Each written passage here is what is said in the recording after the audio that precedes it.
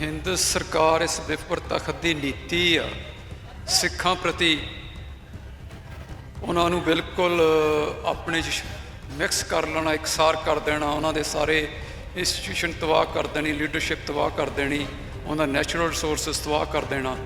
ਉਹ ਸਪਸ਼ਟ ਰੂਪ 'ਚ ਦਿਖ ਰਹੀ ਆ। ਕਤਲਾਂ ਦਾ ਇਹ ਇੱਕ ਸਰਕਾਰ ਦਾ ਡਿਜ਼ਾਈਨਡ ਉਹਨਾਂ ਵੱਲੋਂ ਕੀਤਾ ਹੈ ਪ੍ਰੋਗਰਾਮ ਆ, ਅਤੇ ਇਹਨਾਂ ਦਾ ਮਕਸਦ ਵੀ ਉਹੀ ਆ। ਜਿਹੜੀ ਪਹਿਲੀ ਉਹ ਗੱਲ ਆ ਕਿ ਸਿੱਖਾਂ ਨੂੰ ਸਾਰਿਆਂ ਨੂੰ ਨਿਖੇੜਨਾ, ਉਹਨਾਂ ਨੂੰ ਬਦਨਾਮ ਕਰਨਾ, ਉਹਨਾਂ ਦੇ ਸਭ ਤੋਂ ਕ੍ਰੈਡੀਬਲ ਅਤੇ ਸਭ ਤੋਂ ਜਿਹੜੇ ਜ਼ਰੂਰੀ ਹਿੱਸੇ ਜਿਹੜੇ ਖਾਸ ਪਾਤਸ਼ਾਹੀ ਦਾਅਵੇ ਵਾਲੇ ਉਹਨਾਂ ਨੂੰ ਹਿੱਟ ਕਰਨਾ। ਇਹ ਜਿਹੜੀਆਂ ਗੱਲਾਂ ਆ ਇਹ ਸੰਘਰਸ਼ ਦੇ ਵਿੱਚ ਇਹ ਜਿਹੜੀਆਂ ਜੇਲਾਂ ਆ, ਟੌਰਚਰਸ ਆ, ਸ਼ਹਾਦਤਾਂ, ਇਹ ਪਾਰਟ ਆਫ ਦਾ ਸਟਰਗਲ ਆ। ਸਾਡੇ ਨਾਲ ਪਹਿਲਾਂ ਕੀ ਮੁਗਲਾਂ ਨੇ ਕੀ ਅੰਗਰੇਜ਼ਾਂ ਨੇ, ਉਹ ਇਹਨਾਂ ਨੂੰ ਦੇਖਣਾ ਚਾਹੀਦਾ ਕਿ ਉਹਨਾਂ ਨੇ ਇਹ ਨੀਤੀਆਂ ਅਪਣਾਈਆਂ ਸੀ ਅਤੇ ਉਹਦੇ ਕੀ ਰਿਜ਼ਲਟ ਨਿਕਲੇ। ਪੰਥ ਨੂੰ ਬੜੀ ਚੰਗੀ ਤਰ੍ਹਾਂ ਪਤਾ ਆ ਕਿ ਆਪਣੇ ਦੁਸ਼ਮਣ ਨਾਲ ਕਿਵੇਂ ਸਿੱਝੀਦਾ ਆ। ਜੋ ਵੀ ਜਾਣੀ ਕਿ ਹਿਸਾਬ ਕਿਤਾਬ ਰੱਖੇ ਆ ਅਤੇ ਉਹ ਸਮੇਂ ਆਉਣ 'ਤੇ ਪੂਰੇ ਕਰ ਦਿੱਤੇ ਜਾਂਦੇ ਆ। ਸ਼ਹਾਦਤ ਸਾਡੇ ਲਈ ਬਹੁਤ ਵੱਡੀ ਬਖਸ਼ਿਸ਼ ਆ। ਦੁਸ਼ਮਣ ਸੋਚਦਾ ਹੋਊਗਾ ਕਿ ਅਟੈਕ ਕਰਕੇ ਕੋਈ ਸਾਨੂੰ ਡਰਾ ਲਏਗਾ, ਸਹਿਮ ਕਰ ਰਿਹਾ ਹੈ ਜੀ, ਕੋਈ ਗੱਲ ਨਹੀਂ, ਇਹ ਸਾਰੀਆਂ ਸ਼ੱਕ ਸ਼ੁਕ ਨਿਕਲ ਜਾਣਗੀਆਂ। ਵਾਹਿਗੁਰੂ ਜੀ ਕਾ ਖਾਲਸਾ, ਵਾਹਿਗੁਰੂ ਜੀ ਕੀ ਫਤਿਹ। ਅਸੀਂ ਇਸ ਸਮੇਂ ਸ਼੍ਰੀ ਦਰਬਾਰ ਸਾਹਿਬ ਕੰਪਲੈਕਸ ਦੇ ਬਾਹਰ ਖੜ੍ਹੇ ਹਾਂ। ਅੱਜ ਇੱਥੇ ਦਰਬਾਰ ਸਾਹਿਬ ਕੰਪਲੈਕਸ ਦੇ ਅੰਦਰ ਭਾਈ ਹਰਦੀਪ ਸਿੰਘ ਨਿੱਜਰ ਦੀ ਯਾਦ ਦੇ ਵਿੱਚ ਜੋ ਸ਼੍ਰੀ ਅਖੰਡ ਪਾਠ ਸਾਹਿਬ ਪਰਸੋਂ ਦੇ ਰੋਜ਼ ਤੋਂ ਆਰੰਭ ਕੀਤੇ ਗਏ ਸਨ, ਉਹਨਾਂ ਦਾ ਭੋਗ ਸੀ ਅਤੇ ਭੋਗ ਉਪਰੰਤ ਅਰਦਾਸ ਦੇ ਵਿੱਚ ਇੱਥੇ ਵੱਡੀ ਗਿਣਤੀ 'ਚ ਸਿੱਖ ਜਥੇਬੰਦੀਆਂ ਦੇ ਨੁਮਾਇੰਦਿਆਂ ਨੇ ਸ਼ਮੂਲੀਅਤ ਕੀਤੀ। ਅਤੇ ਇੱਥੇ ਕਾਫੀ ਸਿੱਖ ਸ਼ਖਸੀਅਤਾਂ ਜੋ ਜਿਨ੍ਹਾਂ ਦਾ ਸੰਘਰਸ਼ ਦੇ ਵਿੱਚ ਯੋਗਦਾਨ ਰਿਹਾ, ਜੋ ਲਗਾਤਾਰ ਸਰਗਰਮ ਨੇ, ਉਹ ਵੀ ਪਹੁੰਚੇ ਨੇ। ਇਸ ਸਮੇਂ ਸਾਡੇ ਨਾਲ ਭਾਈ ਦਲਜੀਤ ਸਿੰਘ ਬਿੱਟੂ ਜੀ ਮੌਜੂਦ ਨੇ। ਭਾਈ ਸਾਹਿਬ, ਜੋ ਇਹ ਸੰਘਰਸ਼ ਦੇ ਵਿੱਚ ਪਿਛਲੇ 1.5-2 ਮਹੀਨੇ ਦੇ ਵਿੱਚ ਅਸੀਂ ਦੇਖਣ ਨੂੰ ਆਇਆ ਕਿ 3 ਸਿੱਖ ਕਾਰਕੁਨ ਕਹਿ ਸਕਦੇ ਆਪਾਂ, ਜੋ ਕੌਮੀ ਘਰ ਦੀ ਆਜ਼ਾਦੀ ਵਾਸਤੇ ਵੱਖ-ਵੱਖ ਰੂਪ ਦੇ ਵਿੱਚ ਸਰਗਰਮ ਸਨ ਜਾਂ ਸਰਗਰਮ ਰਹੇ ਨੇ, ਉਹ ਇਸ ਜਹਾਨ ਤੋਂ ਰੁਸਖਤ ਹੋਏ ਨੇ। ਉਹਨਾਂ ਦੇ ਸੰਬੰਧ 'ਚ ਅੱਜ ਅਸੀਂ ਇੱਥੇ ਇਕੱਤਰ ਹੋਏ ਹਾਂ। ਕਿਵੇਂ ਦੇਖਦੇ ਹੋ ਇਸ ਸਾਰੇ ਵਰਤਾਰੇ ਨੂੰ? ਦੇਖੋ, ਜਿਹੜਾ ਇਹ ਹਿੰਦ ਸਰਕਾਰ ਇਸ ਵਿਪਰ ਤਖਤ ਦੀ ਨੀਤੀ ਆ ਸਿੱਖਾਂ ਪ੍ਰਤੀ ਉਹਨਾਂ ਨੂੰ ਬਿਲਕੁਲ ਆਪਣੇ 'ਚ ਮਿਕਸ ਕਰ ਲੈਣਾ, ਇਕਸਾਰ ਕਰ ਦੇਣਾ, ਉਹਨਾਂ ਦੇ ਸਾਰੇ ਇੰਸਟੀਟਿਊਸ਼ਨ ਤਬਾਹ ਕਰ ਦੇਣੀ, ਲੀਡਰਸ਼ਿਪ ਤਬਾਹ ਕਰ ਦੇਣੀ, ਉਹਨਾਂ ਦਾ ਨੈਚੁਰਲ ਰਿਸੋਰਸਿਸ ਤਬਾਹ ਕਰ ਦੇਣਾ, ਉਹ ਸਪਸ਼ਟ ਰੂਪ 'ਚ ਦਿਖ ਰਹੀ ਆ ਜ਼ਾਹਰ।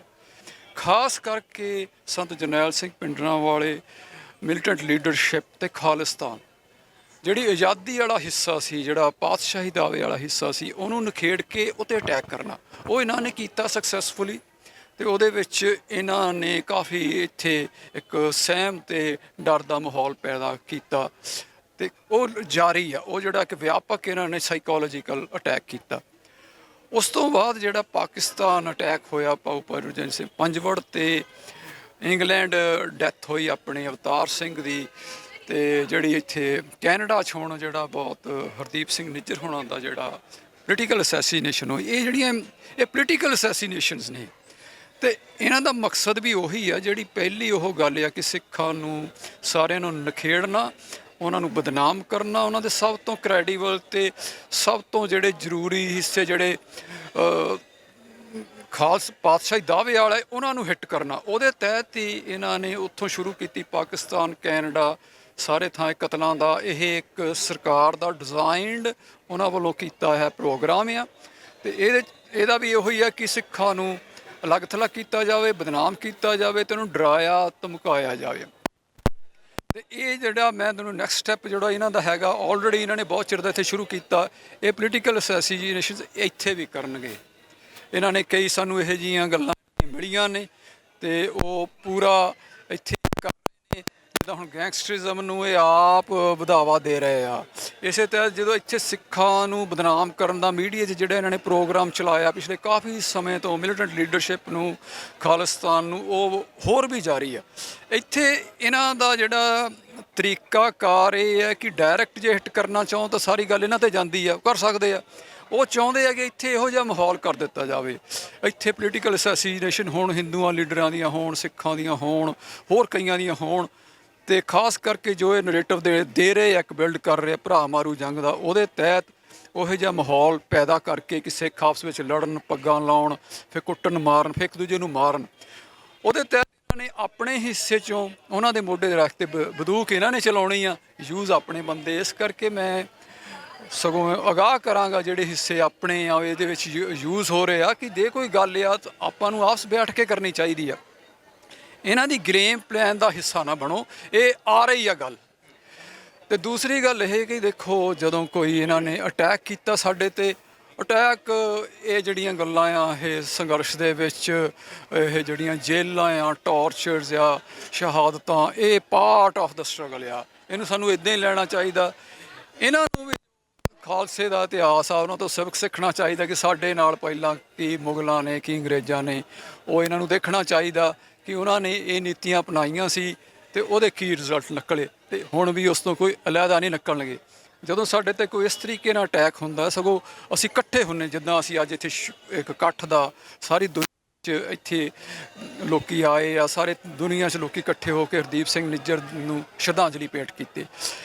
ਪੰਥ ਇਕੱਠਾ ਹੁੰਦਾ ਹੈ ਤੇ ਬਾਕੀ ਪੰਥ ਨੂੰ ਬੜੀ ਚੰਗੀ ਤਰ੍ਹਾਂ ਪਤਾ ਆ ਕਿ ਆਪਣੇ ਦੁਸ਼ਮਣ ਨਾਲ ਕਿਵੇਂ ਸਿੱਝੀਦਾ ਆ। ਜੋ ਵੀ ਜਾਣੀ ਕਿ ਹਿਸਾਬ ਕਿਤਾਬ ਰੱਖੇ ਆ ਤੇ ਉਹ ਸਮੇਂ ਆਉਣ ਤੇ ਪੂਰੇ ਕਰ ਲਿੱਤੇ ਜਾਂਦੇ ਆ। ਉਹ ਪੰਥ ਨੂੰ ਕੋਈ ਸਮਝਾਉਣ ਦੀ ਗੱਲ ਨਹੀਂ। ਤੇ ਦੂਸਰੀ ਮੈਂ ਪੰਥ ਨੂੰ ਖਾਸ ਕਰਕੇ ਬਾਹਰ ਵਾਲੇ ਸਿੱਖਾਂ ਨੂੰ ਕਹੂੰਗਾ ਕਿ ਇਹਦੇ ਵਿੱਚ ਇਹਨਾਂ ਦਾ ਇੱਕ ਇਹ ਵੀ ਮੰਤਵ ਆ, ਇਹ ਵਾਇਲੈਂਸ ਕਰਕੇ ਤੁਹਾਨੂੰ ਇਨਸਾਈਟ ਕਰ ਰਿਹਾ ਕਿ ਤੁਸੀਂ ਵਾਇਲੈਂਸ ਚਾਹੋ। ਆਪਾਂ ਵਾਇਲੈਂਸ ਨਹੀਂ ਆਉਣਾ, ਇਹ ਤੁਹਾਨੂੰ ਲਿਆ ਰਹੇ ਆ ਉੱਥੇ ਵੀ ਤੇ ਇੱਥੇ। ਤੁਸੀਂ ਇਹ ਜਿਹੜਾ ਸਮਾਂ ਆ ਇਹ ਸ਼ਬਦ ਦਾ, ਅਮਲ ਦਾ ਤੇ ਸ਼ਬਦ ਵਿਚਾਰ ਤੇ ਪ੍ਰੈਕਟੀਕਲ ਅਮਲਾਂ ਦਾ ਸਮਾਂ ਆ। ਖਾਲਿਸਤਾਨ ਲਿਵ ਕਰਕੇ ਦਿਖਾਉਣ ਦਾ ਸਮਾਂ ਆ। ਦੁਸ਼ਮਣ ਸਾਨੂੰ ਚਾਹੁੰਦਾ ਕਿ ਤੁਸੀਂ ਵਾਇਲੈਂਸ ਆਵੋ, ਉਹਦੀ ਪਲਾਨ। ਵਾਇਲੈਂਸ ਦੀ ਜਿਹੜੀ ਗੱਲ ਹੁੰਦੀ ਆ, ਪਿਛਲੀ ਸਮਿਆਂ 'ਚ ਸੰਤ ਜਰਨੈਲ ਸਿੰਘ ਪਿੰਡਰਾਂ ਵਾਲਿਆਂ ਦੀ ਸ਼ਹਾਦਤ ਇੱਥੇ ਅਕਾਲ ਤਖਤ ਦੇ ਬਾਅਦ ਮਿਲੀਟੈਂਟ ਸਟਰਗਲ ਦਾ ਜਿਹੜਾ ਸ਼ਾਨਦਾਰ ਇਤਿਹਾਸ ਆ ਇੱਕ ਆਮ ਸਟਰਗਲ ਦਾ, ਉਹ ਸਾਡੇ ਕੋਲ ਪਿਆ ਆ। ਉਹ ਸਾਰਾ ਕੁਛ ਉਹਨੇ ਕੀਤਾ ਆ। ਤੇ ਜਦੋਂ ਉਹਦੇ ਪਿੱਛੇ ਪੰਥ ਦੀ ਅਰਦਾਸ ਖੜੀ ਸੀ, ਜਦੋਂ ਪੰਥ ਦੀ ਅਰਦਾਸ ਖੜੇਗੀ, ਜਦੋਂ ਜ਼ਰੂਰਤ ਪਵੇਗੀ, ਇਹ ਖਾਲਸਾ ਪੰਥ ਆਪ ਡਿਸਾਈਡ ਕਰ ਲੇਗਾ। ਹੁਣ ਸਮਾਂ ਆ ਤੁਹਾਨੂੰ ਪ੍ਰੈਕਟੀਕਲ ਗੁਰੂ ਨਾਲ ਜੁੜਨ ਦਾ, ਸਿੱਖ ਬਣਨ ਦਾ। ਤੇ ਜਿੱਥੇ ਜਿੱਥੇ ਤੁਸੀਂ ਹੈਗੇ ਹੋ ਉੱਥੇ ਉੱਥੇ ਆਪਣਾ ਫਰਜ਼ ਪਛਾਣ ਕੇ ਆਪਣੀ ਆਪਣੀ ਡਿਊਟੀ ਨਿਭਾਓ, ਪੰਥ ਨੂੰ ਸਟਰੋਂਗ ਕਰੋ। ਤੁਸੀਂ ਸਾਰੇ ਇਕੱਠੇ ਹੋ, ਜੋ ਹੰਨੇ ਪਾਤਸ਼ਾਹੀ ਵਾਲੇ ਜਿਹੜਾ ਸਿਧਾਂਤ ਆ ਉਹਨੂੰ ਫੋਲੋ ਕਰੋ। ਜਿੱਥੇ ਜਿੱਥੇ ਤੁਸੀਂ ਆਪਣਾ ਪਿੜ ਸਾਂਭੋ ਤੇ ਆਪਣਾ ਫਰਜ਼ ਪਛਾਣੋ।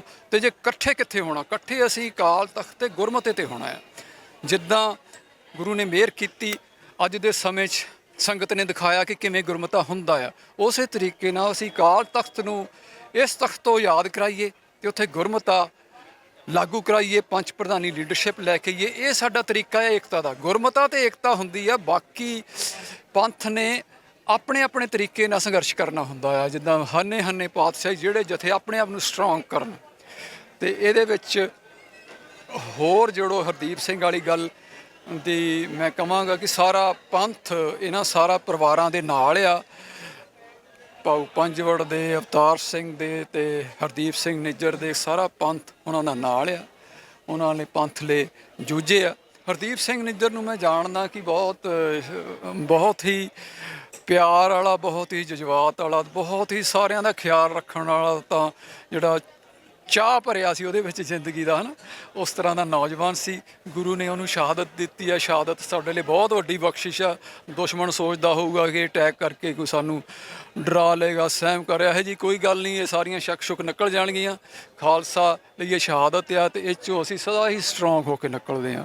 ਤੇ ਇਸੇ ਤਰ੍ਹਾਂ ਹੀ ਲੈਣਾ ਚਾਹੀਦਾ। ਕਿਤੇ ਵੀ ਕਾਹਲੀ, ਕਿਤੇ ਵੀ ਗੁੱਸੇ 'ਚ, ਕਿਤੇ ਵੀ ਨਿਰਾਸ਼ਾ 'ਚ, ਕਿਤੇ ਵੀ ਇਨਸਾਈਟਮੈਂਟ 'ਚ ਕੁਛ ਨਹੀਂ ਕਰਨਾ। ਜੋ ਖਾਲਸਾ ਜਾਬਤਾ ਆ ਡਿਸਿਪਲਨ 'ਚ ਰਹਿ ਕੇ। ਵਾਹਿਗੁਰੂ ਜੀ ਕਾ ਖਾਲਸਾ, ਵਾਹਿਗੁਰੂ ਜੀ ਕੀ ਫਤਿਹ। ਸਾਡੇ ਨਾਲ ਇਸ ਸਮੇਂ ਭਾਈ ਹਰਦੀਪ ਸਿੰਘ ਮਹਾਰਾਜ ਨੇ। ਅਸੀਂ ਅਕਸਰ ਹੀ ਜਿੰਨੇ ਵੀ ਪੰਥਕ ਇਕੱਠ ਹੁੰਦੇ ਨੇ ਜਾਂ ਜਿੰਨੀਆਂ ਵੀ ਪੰਥਕ ਕਾਰਵਾਈਆਂ ਜੋ ਕੌਮੀ ਘਰ ਦੀ ਪ੍ਰਾਪਤੀ ਵਾਸਤੇ, ਸਿੱਖ ਸੰਘਰਸ਼ ਵਾਸਤੇ, ਇਹਨਾਂ ਦੇ ਵਿੱਚ ਅਕਸਰ ਹੀ ਇਹ ਸ਼ਮੂਲੀਅਤ ਕਰਦੇ ਨੇ ਤੇ ਆਪਣੇ ਇਲਾਕੇ ਦੇ ਵਿੱਚ ਸਰਗਰਮ ਵੀ ਨਜ਼ਰ ਆਉਂਦੇ ਨੇ। ਹਾਂਜੀ ਭਾਈ ਸਾਹਿਬ, ਅੱਜ ਜੋ ਇੱਥੇ ਸ਼੍ਰੀ ਅਕਾਲ ਤਖਤ ਸਾਹਿਬ ਤੇ ਭਾਈ ਹਰਦੀਪ ਸਿੰਘ ਨਿੱਜਰ ਦੇ ਸੰਬੰਧ 'ਚ ਅੰਤਿਮ ਅਰਦਾਸ ਕੀਤੀ ਗਈ, ਸੰਗਤ ਕਾਫੀ ਵੱਖ-ਵੱਖ ਜਥੇਬੰਦੀਆਂ ਦੇ ਨੁਮਾਇੰਦੇ ਵੀ ਇੱਥੇ ਪਹੁੰਚੇ, ਕਿਵੇਂ ਦੇਖਦੇ ਹੋ ਇਸ ਸਾਰੇ ਸਟਰਗਲ ਨੂੰ? ਜਿਵੇਂ ਅੱਜ ਦਾ ਇਹ ਦਲ ਖਾਲਸਾ ਵੱਲੋਂ ਐਲਾਨ ਕੀਤਾ ਗਿਆ ਕਿ ਰੌ ਦੇ ਦਫ਼ਤਰ ਦੇ ਬਾਹਰ ਇੱਕ ਪ੍ਰੋਟੈਸਟ ਰੱਖਿਆ ਜਾਵੇਗਾ, ਕਿਵੇਂ ਦੇਖਦੇ ਹੋ ਇਸ ਸਾਰੇ ਕੁਛ ਨੂੰ? ਵਾਹਿਗੁਰੂ ਜੀ ਕਾ ਖਾਲਸਾ, ਵਾਹਿਗੁਰੂ ਜੀ ਕੀ ਫਤਿਹ। ਜਿਹੜਾ ਭਾਈ ਹਰਦੀਪ ਸਿੰਘ ਨਿੱਜਰ ਦੀ ਸ਼ਹੀਦੀ ਹੋਈ ਆ ਕੈਨੇਡਾ ਦੇ ਵਿੱਚ, ਇੱਕ ਦੁਖਦਾਈ ਵੀ ਆ ਤੇ ਉਹ ਇੱਕ ਸੰਘਰਸ਼ ਨੂੰ ਹੁਲਾਰਾ ਵੀ ਦਿਊਗੀ, ਕਿਉਂਕਿ ਸੰਘਰਸ਼ ਜਿਹੜੇ ਨੇ ਸ਼ਹੀਦੀਆਂ ਨਾਲ ਅੱਗੇ ਵੱਧਦੇ ਨੇ। ਮੂਵਮੈਂਟਾਂ ਜਿਹੜੀਆਂ ਨੇ ਸਦਾ ਹੀ ਜੇ ਚੱਲਦੀਆਂ ਰਹਿੰਦੀਆਂ ਨੇ ਤਾਂ ਹੀ ਚੱਲਦੀਆਂ ਰਹਿੰਦੀਆਂ ਨੇ ਜੇ ਉਹ ਉਹਨਾਂ 'ਚ ਕੁਰਬਾਨੀਆਂ, ਜੇਲਾਂ, ਪਰਚੇ ਹੁੰਦੇ ਰਹਿੰਦੇ ਨੇ। ਜਿਹੜਾ ਅੱਜ ਦਾ ਰੱਖਿਆ ਆ ਇਕੱਠ ਇੱਥੋਂ ਦਲ ਖਾਲਸਾ ਜਥੇਬੰਦੀ ਨੇ, ਨੌਜਵਾਨਾਂ ਨੇ ਰੱਖਿਆ, ਉਹ ਵੀ ਇੱਥੋਂ ਚੱਲ ਕੇ ਤੇ ਏਜੰਸੀਆਂ ਦੇ ਦਫ਼ਤਰ ਮੂਹਰੇ ਜਾ ਕੇ ਤੇ ਆਪਾਂ ਉੱਥੇ ਇਹ ਕਹਿਣਾ ਆ ਉੱਥੇ ਕਿ ਅਸੀਂ ਸਾਰੇ ਹੀ ਖਾਲਿਸਤਾਨੀ ਆ, ਸਾਰੇ ਹੀ ਅੱਤਵਾਦੀ ਆ, ਸਾਨੂੰ ਮਾਰੋ ਗੋਲੀਆਂ।